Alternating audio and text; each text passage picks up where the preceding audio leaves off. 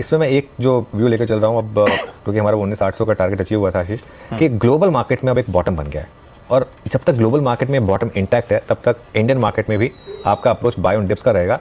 जब तक अभी यूएस की बॉन्ड यील्ड 5% के नीचे है, मार्केट नहीं गिरेगा यहाँ से, और ग्लोबल मार्केट नहीं गिरेगा तो हमारी मार्केट का गिरना टफ है, अनलेस इलेक्शन में कोई बड़ा उलटफेर हो जाए।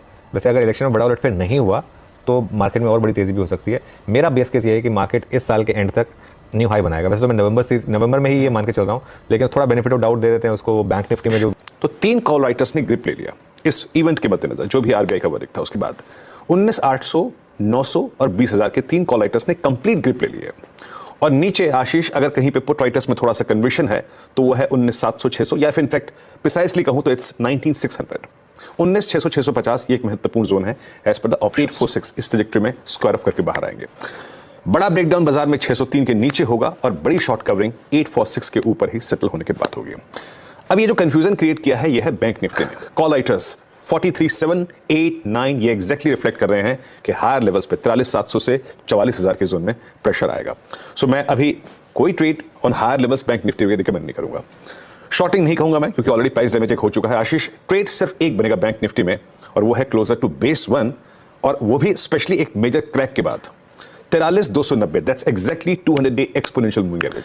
और एक और चीज याद रखिएगा, जब पिरामिड आप देखेंगे मतलब क्लियरली डिफाइन हो जाएगा आपको कि 19,800 एक वैसे ही सप्लाई जोन है, और जैसे कि मैं लास्ट वीक भी कह रहा था कि 19,845 ये टेक्निकल चार्ट्स पे एक बहुत स्ट्रॉन्ग सप्लाई जोन है। वहीं पे कॉल राइटर्स ने ग्रिप ले ली है। पुट राइटर्स के पास कन्विक्शन कम है। 19,650 ये एक ऑप्शन बेस है, 19,603 ये एक ऑप्शन बेस है। और एक और चीज याद रखिएगा, टेक्निकल सपोर्ट्स और एवरेजेस का सपोर्ट काफी दूर है, वो आता है 19,550 से लेकर 480 के जोन में, जहां पे हमारे एवरेजेस फ्लोट कर रहे हैं।